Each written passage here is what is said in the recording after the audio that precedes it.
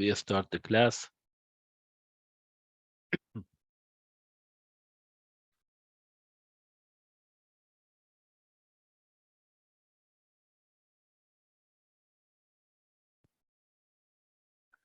Good. So, do you see my screen?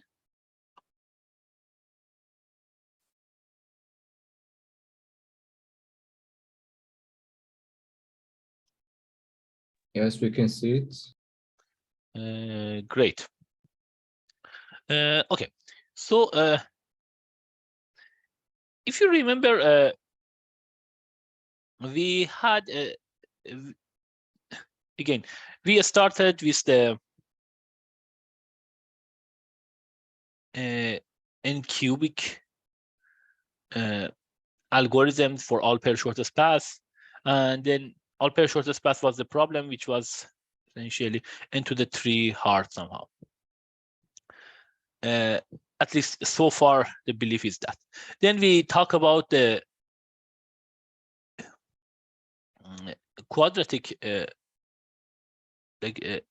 quadratic hardness, and then that's the one that we are talking about, threesome. We talk about several geometric problems which are all as hard as threesomes. We will go to the next one, and especially we talk about the geom-based and threesome prime. The threesome prime and geom-based were two important problems that we could use them to show some other problems hardness. Here, let's talk with one more problem, and then we will talk more, some more about quadratic hardness sumses. Good. So,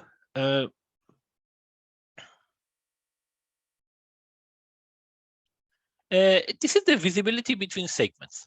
So, what is the problem? So, you are given a set of S of n horizontal line segments in the plane, and two particular horizontal segments, S1 and S2. You want to see whether there are points that they do not intersect any segment in S. So this is a good example. So this is essentially S1.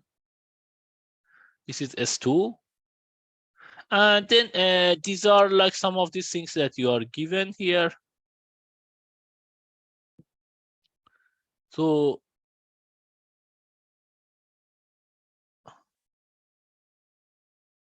something like this.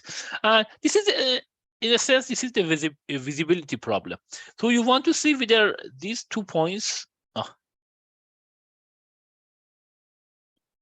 you want to see whether there are some points like this, whether there are 2 points like A and B in S1 and S2 such that A can see B or vice versa. Good. So, and you want to say that this problem at least needs n square running time, at least condition on the fact that threesome or threesome prime is hard. Good. So the problem that here we want to get is this subcubic reduction from is geom-based that we were talking about. So what was geom-based problem? So that was in the geom-based, that was the 3 lines, y equal to 0, y equal to 1, and y equal to 2. There were several points are given to us, and the question is that whether there are some non-horizontal line that goes through 3 of these points. So that was the geom-based problem that we discussed, and we already showed that this problem is as hard as threesome prime, which was as hard as threesome. Now we want to show this one using this other problem. So when we want to show that this problem is as hard as geom-based, we want to say that this problem actually can solve geom-based problem. So let's consider the points that exist in each of these lines. So we will call them, these are the points, y0 is A1, A2, to AI. So these are the points in the first one. Then we have B1, B2 to BJ. And then finally we have C1, C2 to CK. So these are the points that we have it on this 3 lines. Now, how do we create these things? So that is the whole idea here. So the whole idea is that we are creating this kind of so these are only points that are given to us. From these points, we want to create essentially some line segments. How do we do that? First, we are putting some new lines. So we will just keep these 3 lines. We will put one line below them, S1, the other one, some line above them, S2. So this is the S2 that we will put it there. Now, how can we get from this point segment? So this is the idea. So if this is a C1, we have we will put segments from essentially from the beginning to here. So this one we can actually have it large enough. We can go like start from left enough such that no line can pass through this. So there is no line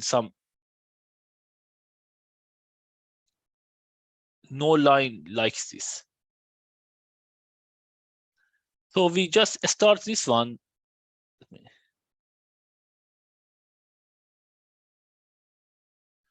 So we don't want to have any line like this yellow one that I drew. So that we start left enough. Then we are starting here, and then we are going here to sorry. Then we are going to here to C2. We will put 2 epsilon space between them.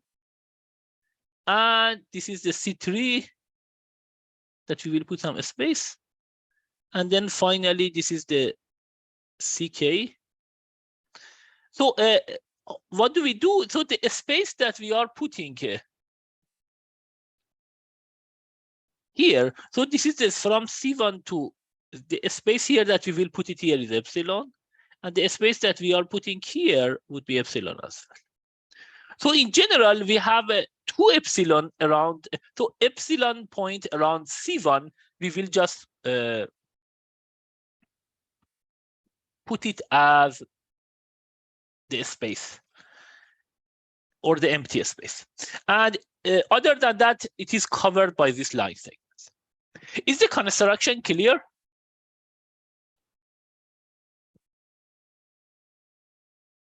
Yes. So that's essentially the main idea. You are doing exactly the same things here for the other lines. So for B1 also, you are doing exactly like this. Then around this, you will put some space here, and then here around B2 and so on and so forth. So you will just go there and this one, and then you are going right enough such that there is no line that can pass through this lines. So this one essentially you are going right enough. This one you are going left enough. And as I mentioned, you want to just make sure that there is no line that goes through. There is no line like this. So and that is easy. You can compute this one and see what would be the last point that essentially intersects is y equal to 0 points, and just avoid such kind of yellow lines.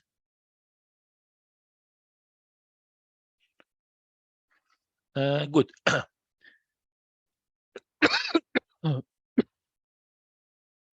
Now, and again, here we have here epsilon, we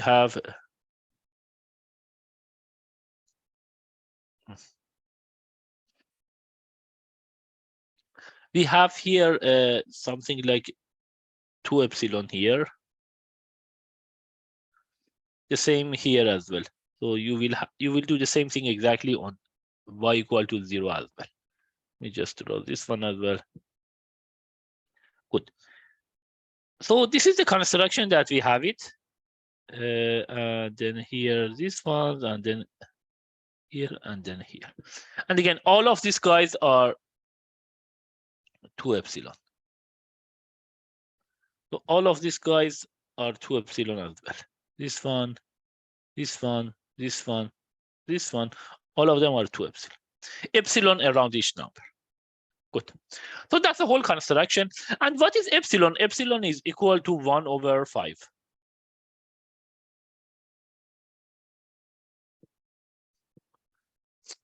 Now, what is the claim?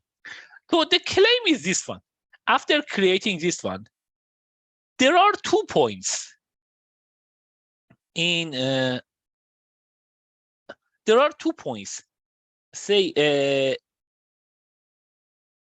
A and B, A in the S1, S2 and B in the, so actually, yeah. So A in the S2 and B in S1, such that A and B, they can see each other without any obstacle, if and only if there are 3 points here that they are collinear. So again, the claim is that there are 2 points, A on S2 and B in S1, that they can see each other without any obstacles, if and only if there are 3 points that are collinear. Okay, so that's essentially the main things. Let me just erase this one and this one. Now I can just actually change this one. Okay, so actually let me change this A and B and make them X and Y. So let me just erase them as well.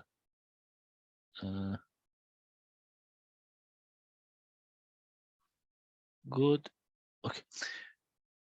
So here, instead of them, we are doing X and Y. Okay. So, and again, the claim that there are 2 points, X in S1 and Y in S2, they can see each other if there are 3 points which are collinear in these 3 lines, y equal to 0, y equal to 1, and y equal to 2. And these are, of course, these are the original points in y0, y1, and y2. Okay, so consider this kind of purple line. These 2 can see each other. So by construction that we had it, and we had this construction that we went left enough and right enough, we know that whenever such a thing happens, it should use some of the holes around these points that we have it, because these are the only places that we can go there. So the only thing that it can go around these 2 epsilon guys here. So this is 1 point, this is another point, and this is another point. And each of them are 2 epsilon around this point. Like around these points. So let's call these points essentially A. So these holes are corresponding to, call it A, B, and C. Good. So by construction, we know that this point, this purple line went through these holes, and these holes are corresponding to A, B, and C. These are the original points. However, we don't. This is the issue. We don't know whether this purple line actually went completely through these exact points. That's the thing. The only thing that we know, that this line passes through these 3 points actually. A1 plus some delta 1 B plus like A plus delta 1. I think this is just A. B plus delta 2 and C plus delta 3. So we know that these are collinear. So that means that essentially A plus delta 1 plus B plus delta 2 is equal to 2 times C plus delta 3. This formula just comes from the collinear formula that we discussed previous time. And we know that each of these delta 1, delta 2, and delta 3 are between minus epsilon and epsilon. That's the thing that we know that. So we know that this, because this X and Y, they can see each other, then they can actually, there should be such a purple line that goes through these holes. And good. But we don't know that they are exactly go to the point A, B, and C. Now, we have these properties that we know that there are these holes and these guys are going through A plus delta 1, B plus delta 2, and C plus delta 3. And because they are collinear, we have this other equality, we have it. Now, we know the fact that delta 1, delta 2, and delta 3 are between minus epsilon and epsilon. That's by construction, because these are the size of the holes that we have. Now, we know that epsilon is equal to 1 over 5. Good. So, because epsilon is equal to 1 over 5, then we know that delta 1, so absolute value of delta 1, so the absolute value of, then we have these things here that I will write it down. So absolute value of delta 1 plus absolute value of delta 2 plus 2 times absolute value of delta 3. This is at most 4 over 5.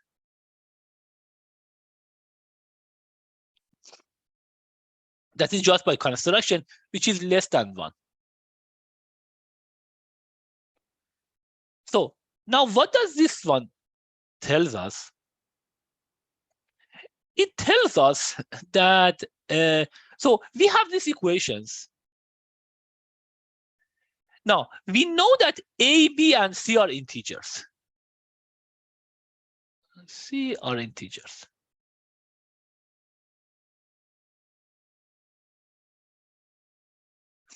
So we know that these are integers. Delta 1, delta 2, and delta 3, they are not necessarily integers. They are actually less than 1 over 5.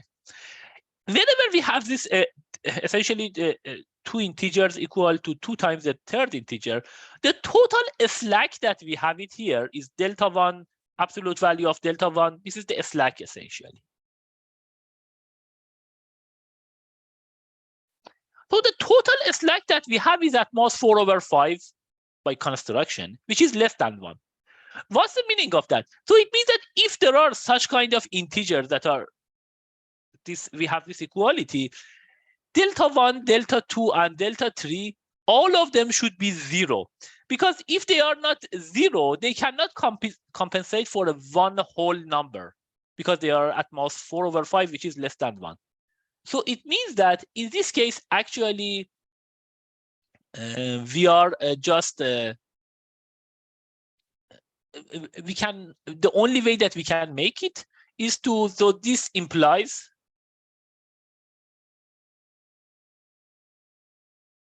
delta 1 is equal to delta 2 is equal to, all of them are equal to 0. What's the meaning of that? Means that essentially there is no delta 1, no delta 2, and no delta 3. And that exactly means A plus B is equal to 2C. This was exactly the condition of collinearity for this guys. So this is essentially, that was the hardest part. And of course, if there are 3 points A, B, C, which are collinear, there is a hole between them, because we can exactly go through these lines. And around this line, there is holes. So there are 2 points, X and Y, that they can see each other on lines S1 and S2. So that's the whole proof. Does it make sense? I have a question. Yes. So I'm not totally sure why we want like this absolute values of the deltas to be uh, um, to have this well I agree that they should have like some constraint, but I guess like in this equation that you wrote above, a plus delta 1 plus b plus delta 2 equal to 2 times c plus delta 3. Yeah. If you take deltas to be just like 1 over 10, then this equation is satisfied. So what's the problem with that? So if these are If the deltas are all equal and small enough,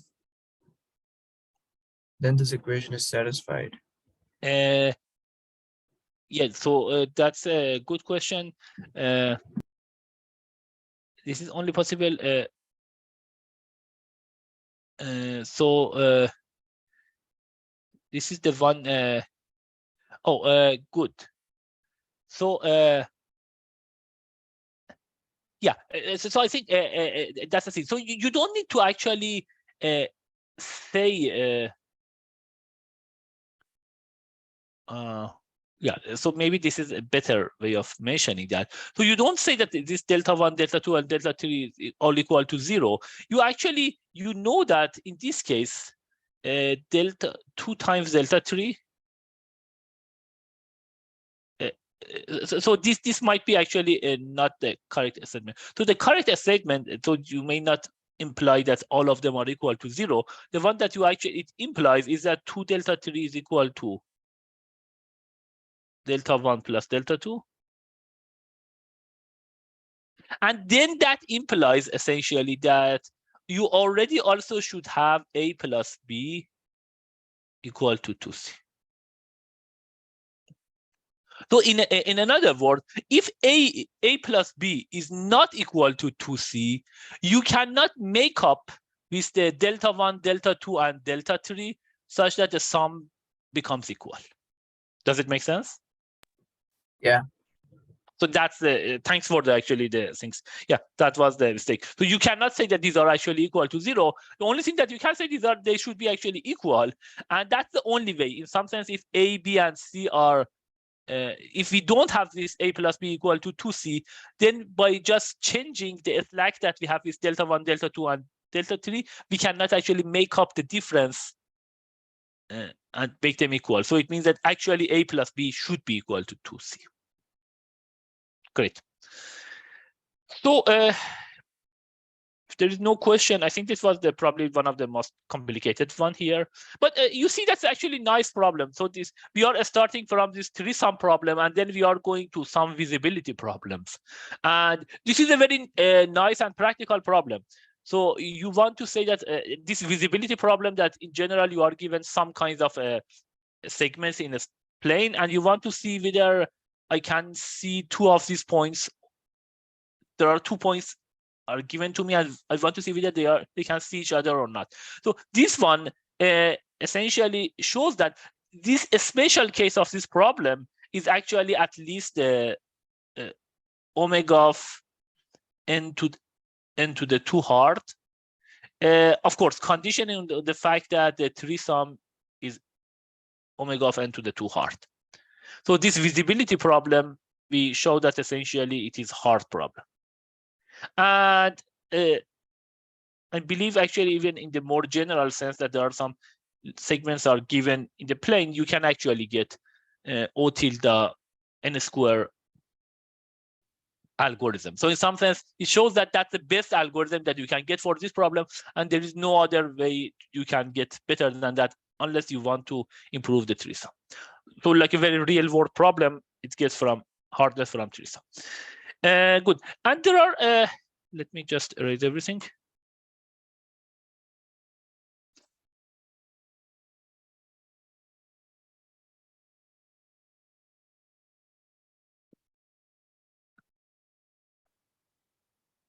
Good.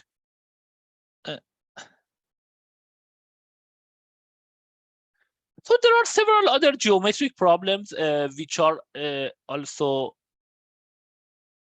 three-sum hard. So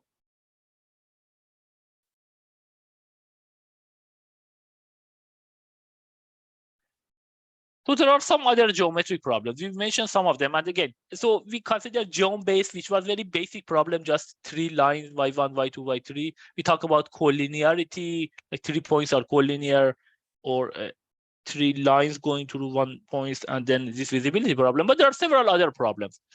And actually, you can see details of this reduction in this paper. So what are these other problems? So this is this problem that you are, for example, given a set of triangles in the plane, does their union have a hole or has a hole or not? So what's the meaning of that? So you have a set of these triangles here in the plane. You want to see whether their union, if, sorry, this is, it's not triangle. So this is another triangle probably. You want to see whether in there, for example, and this is the plane, is some, I will say, some box. And the question is that whether there is a hole or not. So for example, here, whether there is a hole like this. So this is a hole. So if you consider the union of them, there is one place actually that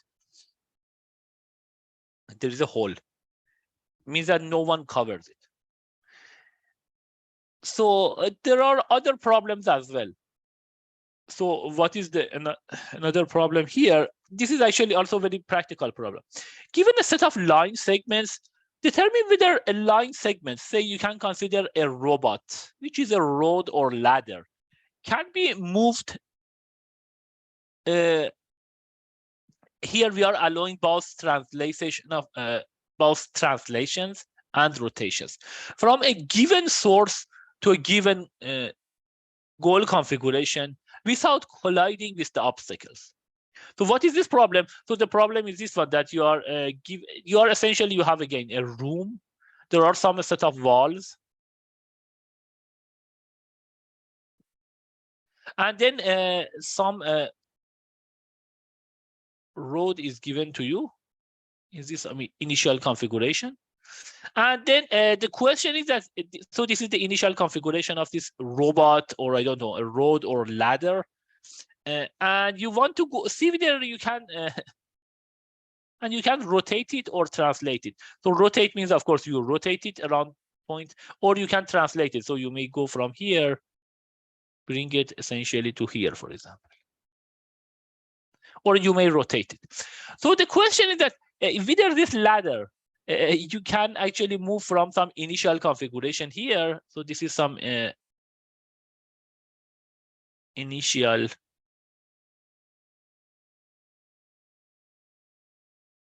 configuration to some kind of target configuration. Without colliding with these walls, essentially. So this is, again, very practical problem, and this is like very important problem in robotics. And so there is actually, for the best solution for this problem is actually n square. This is the paper. And then here, actually, they show that this problem is also as hard as threesome. So this is actually very interesting. It shows that their n square algorithm, so it is not trivial actually for this one, get the n square one. But then you show that actually n square is the best one, because lots of this geometric problem, the question is that after n square is that can we get O tilde n, which essentially means like n poly like n, or somehow they are equivalent of sort or not. But this reduction shows that actually you cannot do that. So this is the second problem, essentially the motion planning problem that we were talking about. And there are several other problems. You can actually see this paper and you will find more stuff there. Any questions?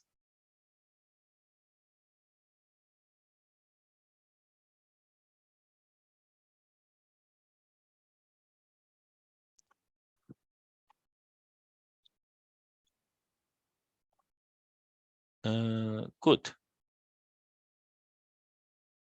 Let's go to the next one.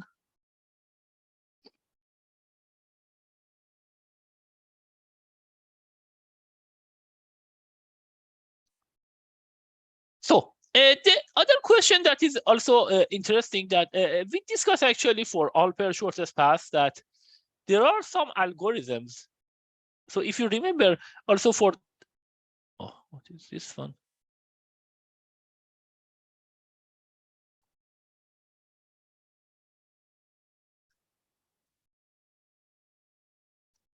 Good. So for the all pair shortest path problem,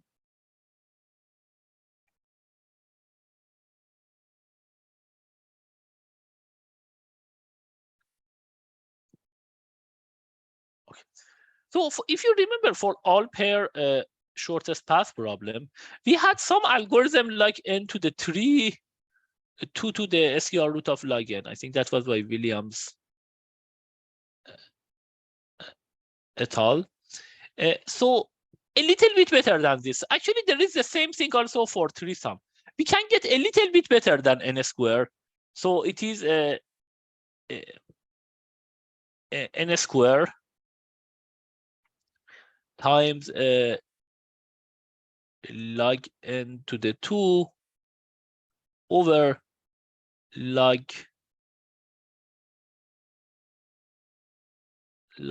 n to the 2. So you can do a little bit better than that. So indeed, actually, so this is there. So you cannot say this is not the correct one. So this problem is not omega of n square. I think I misspoke for some place I mentioned it. So, but the main question is that can we get n to the 2 minus epsilon for some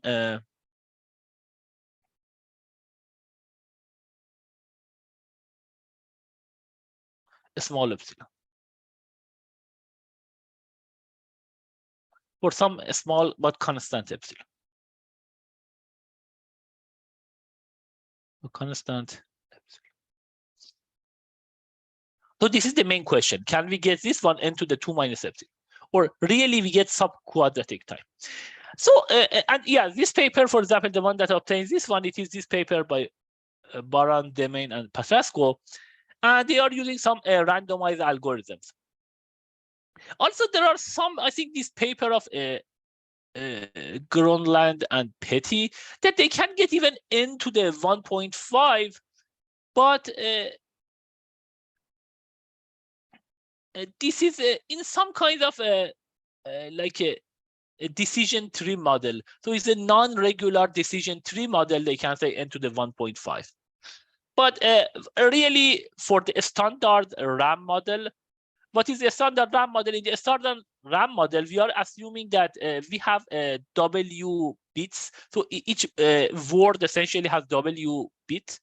And this is, which is a constant. This W bit is 32 or 64. These are like our computers or Windows, which is Windows 32 or Windows 64.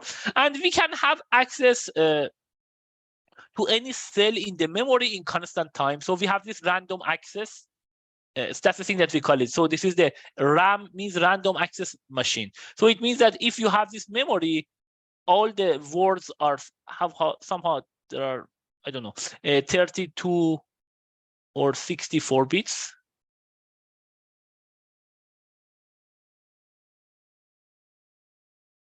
So these are small things. And at any point that we want to, so for these points, also for these words, we can do additions or multiplications or simple operations times in order 1. So each memory is somehow, each memory place or each memory slot actually is 32 to like 64 bits, constant bits, W bits. We can do all this operation, multiplication, addition, etc. in order 1, and we can access any place in the memory in order 1. That's important. So as long as we have this kind of a standard RAM, this is called a RAM model, random access model, or a random access machine model. Then for this model, in that case, actually both, we believe both threesome and all pair shortest path, both of them are hard. Like we cannot get subcubic for all pair shortest path, and we cannot get subquadratic for threesome. Good. Okay, so there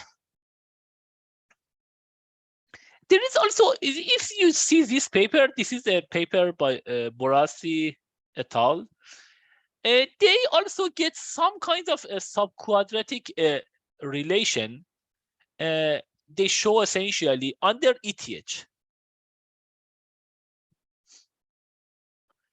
What was again ETH? So here actually the strong ETH. So it says that SAT cannot have any algorithm like 2 to the delta times n for any delta less than 1. And again, if you remember, I mentioned that these two are equivalent. So this is equivalent, but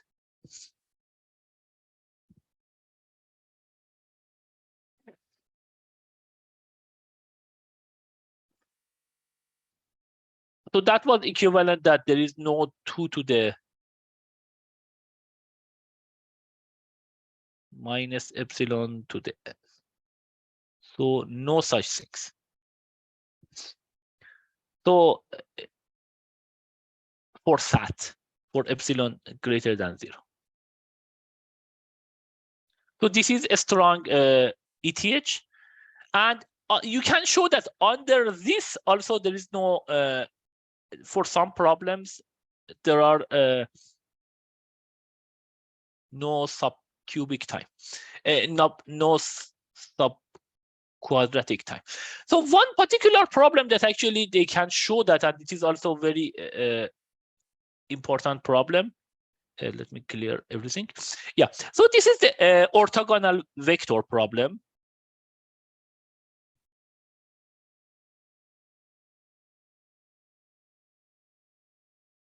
So what is this orthogonal vector problem? So in the orthogonal vector problem, you are given n vectors.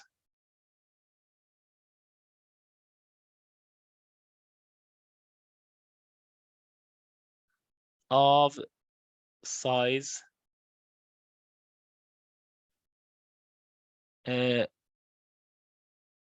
log n each. So you are given n vectors. The size of each of them is order log n. It means that, I mean, they have, this is some array of size log n. And then the question is, are there two vectors v1 and v2 such that v1 times v2 is equal to 0? And this is a regular, dot product of v1 and v2. That you are just multiplying each of these corresponding elements and then you will sum it up. So the question is that n vectors of size log n is given to you and whether two of them are equal to 0 or not. Of course, there is a n-square algorithm for this. How do you do that? You will just try all possible vectors and see whether they're essentially, this is the O tilde actually. So you will consider all vectors and check whether their dot product is 0 or not. So there is a trivial O tilde n-square algorithm. But they show that actually for this problem, is as hard as exponential time hypothesis. So if you want to improve it. So there is no n to the 2 minus epsilon algorithm for this orthogonal vector problem, unless this strong exponential time hypothesis for SAT fails. So that's another one. Like orthogonal vector is also very important problem. Then from there you can get several other problems which are hard. But that's also, you can read it in the book that we talk about them in the chapter. So this orthogonal vector is yet another problem. As far as I know, there is no relation between threesome and orthogonal vector. So we don't know any known things. If you can actually get some relation, that would be interesting as well. So that's another problem, which is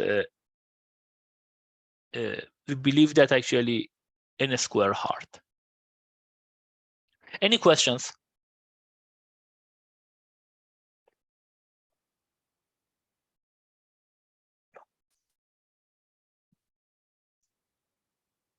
Okay. So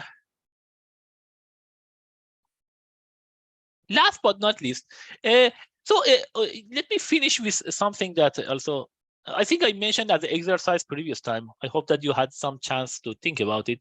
But anyhow, I will mention this one. So we were discussing this problem. So this threesome.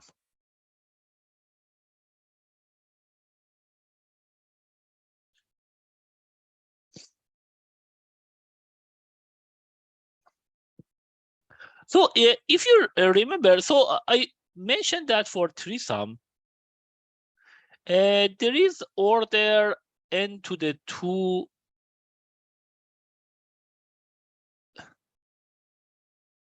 log n algorithm. Do you remember what was that algorithm for threesome?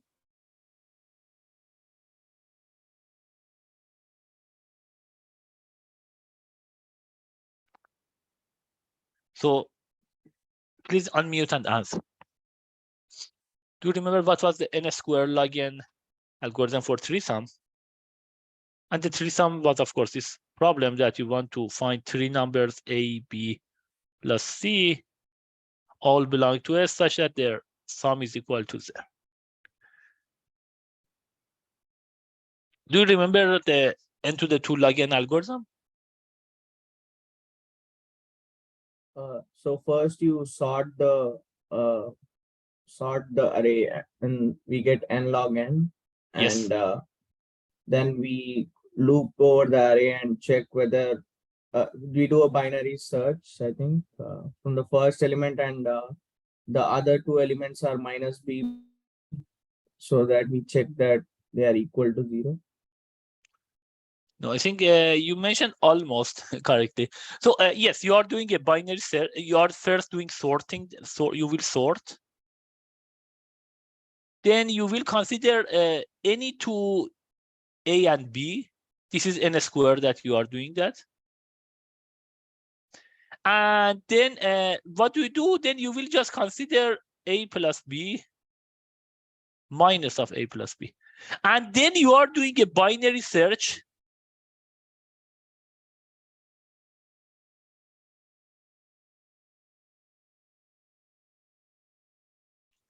in the array.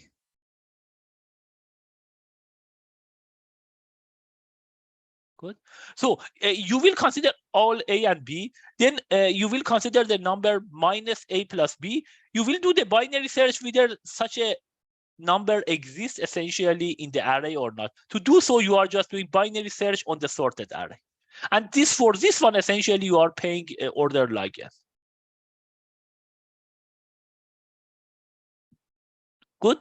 So the running time of this algorithm would be n squared times log n plus n log n that you are here you are paying for sorting, but that's a low order term. So this algorithm was n squared log n. Now I want to say some, and I mentioned that actually it's not that trivial to get rid of this log n. But now that we know, so we proved that actually threesome and threesome prime are equivalent. Good. And if you remember the things that we had, the reduction that we had between threesome and threesome prime, everything you could do it n log n. So we only need to solve the threesome prime essentially in n square, such that we solve threesome in n square. Now, what can we do it here? So that's the interesting things that we can do it here. Now, the good thing for the threesome, we have A, B, and C. Good. For this A, B, and C, we have these numbers. So what do we do consider? So we consider each A belong to A. So how many options do we have here?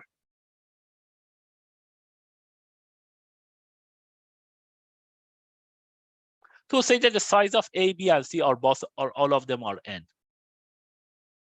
So how many options do we have for choosing one element from A?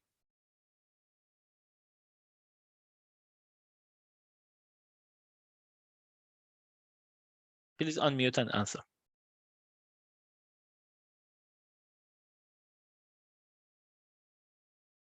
So we have order n essentially choices. You will just consider one element from A. Now, from this one element from A, then we will consider A plus B. What is A plus B? So A plus B is that you will consider each element of B and then you will add A to that. So at that, this would be essentially a set B prime. So for this one, also, I mean, the running time of this would be just order n. And then we are essentially compute the intersection of C and B prime. Good. And note that here both C and B are sorted.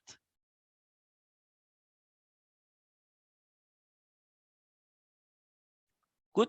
So we will consider one element from A. Then we will consider the set B prime, which is A plus B, means that each element of this new set would be A plus one element of B. However, before doing that, we are doing the sorting. So we will sort actually both B and C. So we need to sort it before. So we will consider each element of A. We have already sorted B and C, and that we are paying n log n. Then we will consider the set A plus B. We call it B prime. And now note that after, because it B is sorted, when we are adding one element to that, still it will be sorted. So the sorting is preserved. Then we are finding C intersection B for two sorted array of size n. This is essentially is very similar. This is almost the same procedure that we are doing in the merge sort. When we try to merge two arrays,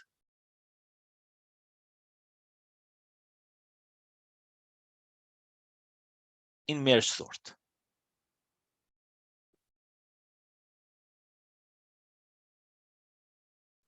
So when you try to merge two arrays in merge sort, then actually you do exactly like this, and there you can do it order n. And here, maybe I can just mention it here.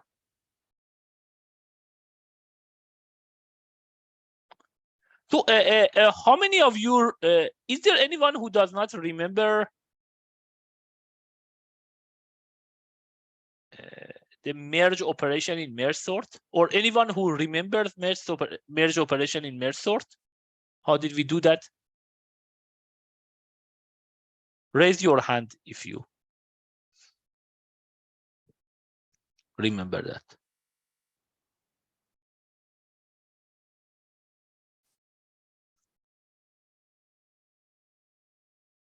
Yeah, actually, some remember that. So that is the things that you need to do it. So you have two sorted array, A1, A2, A3, and AN, and then you have B1, B2, B3, and Bn, say, and we have these things essentially at the same thing here.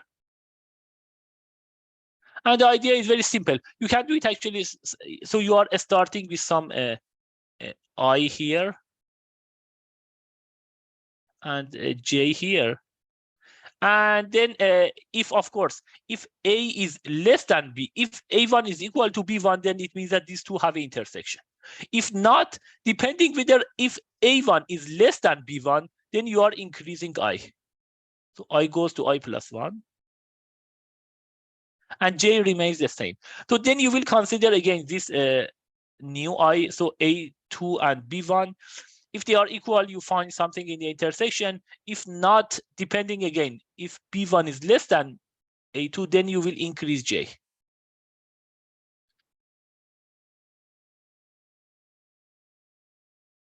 And then you are doing this one. So you can see actually this is just a linear, you are just doing this linear operations in both of array A and B. And the running time of this would be order n. So the running time of this is order n to actually find the intersection of two arrays A and B that we are doing it. So what is the total running time of this algorithm? So this is also order n. So the total running time of this would be essentially, the total running of this would be order n square plus some order n log n. But this n log n, of course, the total things would be order n square. So this is the one that actually you can get n square algorithm, and it is not n square log n algorithm for 3-sum. And as I mentioned, actually there is a, you can do a slightly improvement for this one as well. So you can do it n to the 2 over log n to the 2 over log n to 2. This is the paper that you may want to read it actually. This is a randomized algorithm. But here actually this one is deterministic algorithm. I'm not so sure there is any deterministic algorithm better than n square for the problem. But there is a randomized algorithm which is slightly better than n square. Good. Is this clear?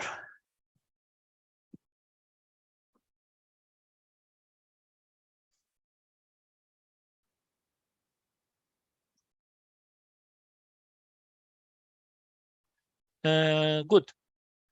So let me clear everything. So we are done with this set of problems.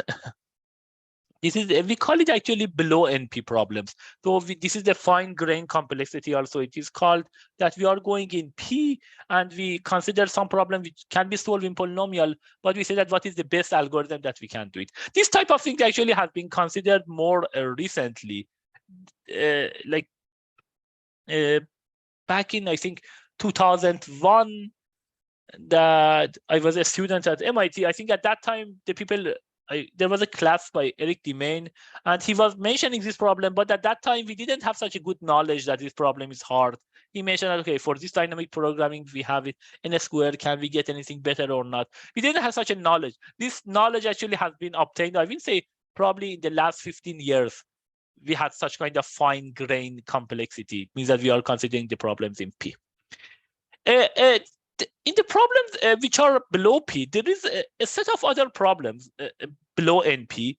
The problems, again, lots of them, we can solve them in polynomial time.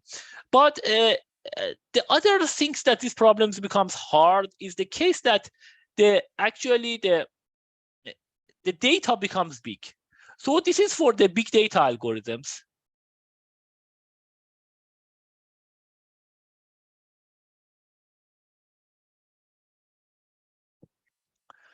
So what are the big data algorithms?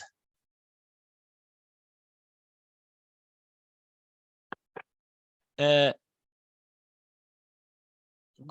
So these big data algorithms are the case that we consider the problem when the data becomes very large. Of course, if the data becomes any large, any n, we can still solve it in polynomial time. However, the catch is that we have some restrictions when the data becomes large. In particular, we are considering two models for large data. One is the streaming algorithms, and the other one, it is the MPC. So MPC is the called massively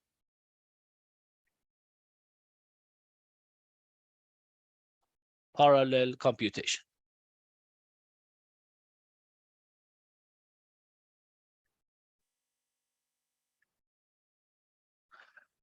So these are the two models for big data.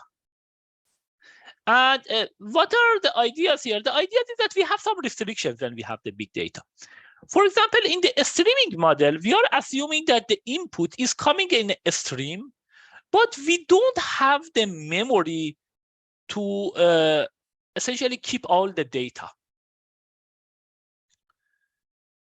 So again, the data comes in a stream, and when the data comes in a stream, then we don't have a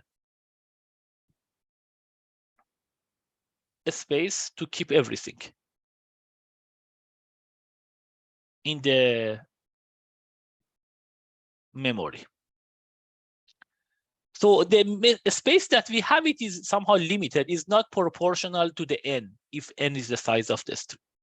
And then the question is that, can we solve some problems there? That's the thing that we will talk next. And this is an important model because, I mean, nowadays, because of online data, we get this online data all the time. And we may not have enough space actually to keep all the data, but we still want to have some kind of a sketch of the data. So that's a streaming model. There is another model that we will talk about it. This is the MPC model. So what is the MPC model? So in the MPC model, we have a large data, but we cannot have actually all of them in one computer. So in the streaming, this all data are coming essentially in a stream. They are going and we cannot keep all of them. So we can have only limited amount of space. And then at the end, we need to get some computation for the whole things. So this is for a streaming algorithm. For the MPC, again, somehow similar things. We cannot put all this data in one computer. However, here, we can have actually the data. If the data is n, we can have actually n to the epsilon machines. And each of them, the size of each of them is n to the 1 minus epsilon. This is the memory of each machine. So you have a large number of machines. Each of them have almost the input, but a little bit. So n to the 1 minus epsilon of this. So this is the whole input that you have. It is on this n to the epsilon machines. Now, what can they do, these machines? So they can actually, so in each round, we call it, each of these machines can do any operations, any polynomial time algorithms. Actually, it is interesting. You can even allow exponential time algorithms but on the data that they have it. So they only see part of the data, not all of it, just n to the 1 over epsilon part of the data. So they do any computation that they want in each rounds. And then when they are done, they can just messages. They can send messages to the,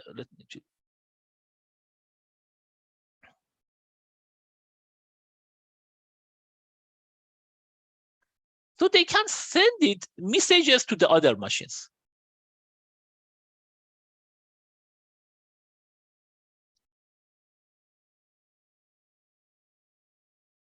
Good.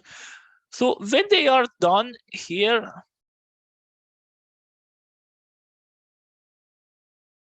so they can send messages after they are computing these things to the other machines.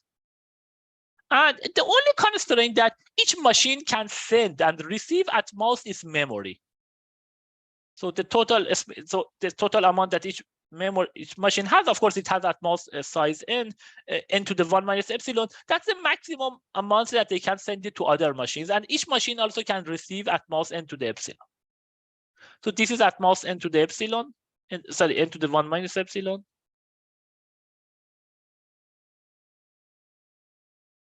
And the total amount that this guy gets it also, it is at most is memory, which is n to the 1 minus epsilon. So this one, it is something, it is called a round. And the question is that how many rounds do we need? So we may need another round. Then the question here, this is the MPC, massively parallel computation. You want to say that minimum number of rounds. So the minimum number of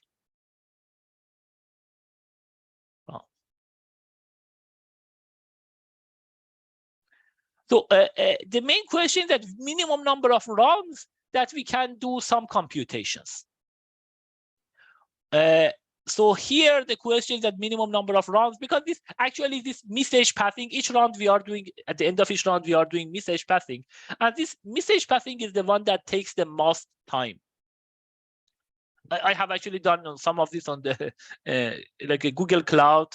That's actually the main thing. So you want to minimize the number of rounds, possibly if you can get it constant, or at most somehow a logarithmic number of rounds. This one is that for which problem we can do it. And so the whole idea is that we will discuss about some lower bounds on the number of rounds that you can do it. That's for MPC. And for streaming, the one that we are considering is that we try to actually minimize the total space that we have it. So we want to say that, okay, we have n, the total size of a stream. Can we, the total space can be, the space that we try to minimize? So this big data is coming. We want to have some space which is small. And this space, I mean, preferably it would be good if you have like n. Or I don't know, polylog, or maybe a square root of n. Of course, the thing that we try to avoid it is that we need also order n space to compute, to do the computation, because in this case the space that we have, it would be too much. So this is a streaming algorithms versus a map reduce or massively parallel computations. Both of them are currently the famous models to deal with big data algorithms, and both of them are used quite a bit in practice.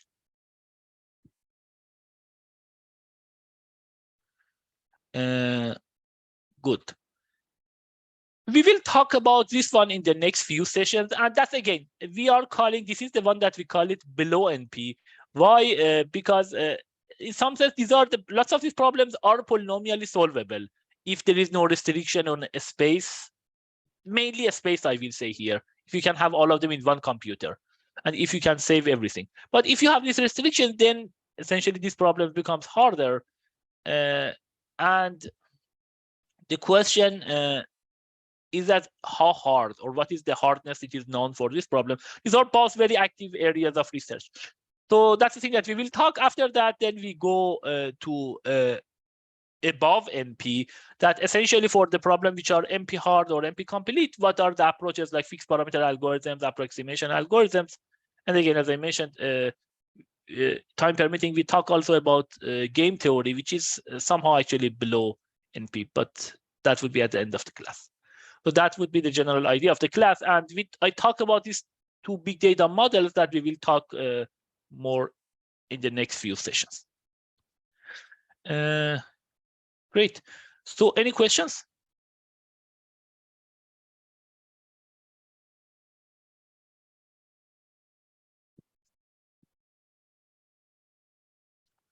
Good. So if there is no questions, then that sounds good. And then talk to you next session. Bye for now.